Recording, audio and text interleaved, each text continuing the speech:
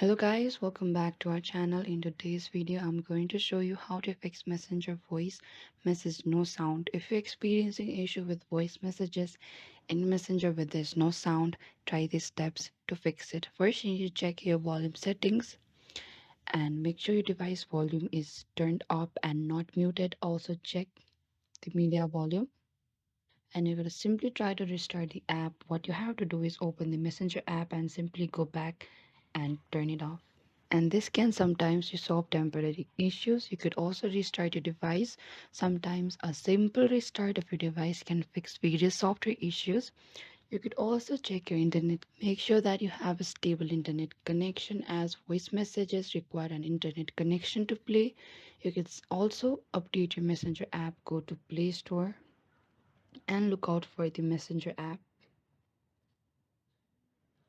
and tap on that. And make sure you are using the latest version of the Messenger app. Updates often contain bug fixes and improvements. Or you could also try reinstalling the app after you uninstall the Messenger app, and if none of the steps work.